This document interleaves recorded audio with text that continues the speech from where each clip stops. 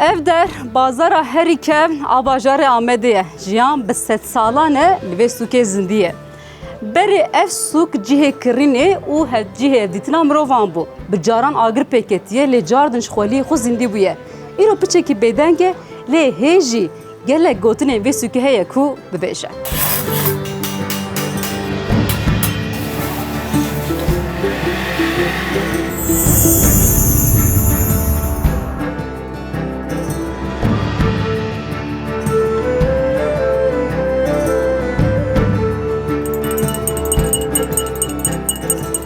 Kusur çebiye ev çarşı hebi. Hatta ana hebi.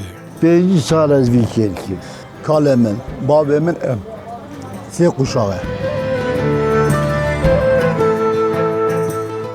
Ev cihê ku di nava xelkê da wekî çarşiya Şewitê tê zanîn ji rex mizgeftan mezin dest pê dike heta balıkçılar başı û cadeya Mêrgahmedê dirêj dibe. Li gor agahên ku seyyahê navdar Evliya Çelebî li ser sûkê nivîsiye, dîroka wê di gêjeya 1655 li em dizanin ku beriya wê jî ev sûk hebûye.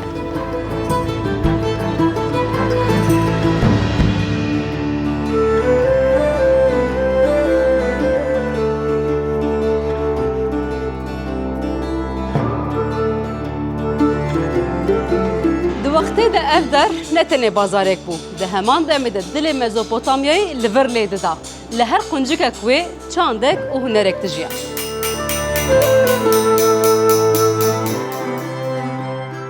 Çarşıya Şewitê mesela em gîştinê pirê wê terzî hebûn, Ermenî bûn. Ermenî hebûn, tek tûk jî Musewî hebûn, yani Yahudî hebûn. Em gîştin wana. Ku 8000 sal dîroka bajêrvaniya Amedê tê te pênasekirin bi pirçandî û pirzimanî û pir bawerî û bawermendiya xwe bajêr hatiye naskirin. Ev milet hemû bi hewdî re herûdayîn tê de jiyane.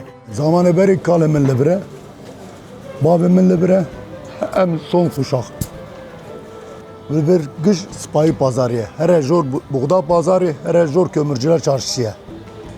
Zamanê berê ya dükkanlar gişê bir bereqe, taxteye. Ana betona demire. Emrelim derbasın. 5 sal ez vî kêrkî. Bir sala misagirtî kiriye. Yani hizmetkariya xelkê. Camı xizem terzî enes oğlu Ereviyam.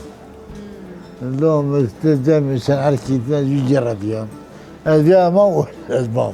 Wisa ku ew çêbû, wisa ku millet ji gunda hat, ket şehir, ji qeza hat vê derê Diyarbekir yaşmış bû. Ew wana dikanê xudan çiraq miraqê xwe firotin, tev çûn İstanbulê. Çû İstanbulê de li wîrê ticareta mezin wê derê dikin. Yani Ermenî hebû. Ana mesela ezan al vê derê rû dinêm, bala xwe din ji vê têrkaniya me zilamê mezin tornê wan diyaşê me da wan digerînin, yaşlîn, emrê wan not 5 sede. Tê divê law divê avaya divê dikana Antoy file bû. Divê ser dînê xwe be. Ser dînê xwe be, divê terzî bû, divê cil çê dikir, cilê wî pir saxlem bû.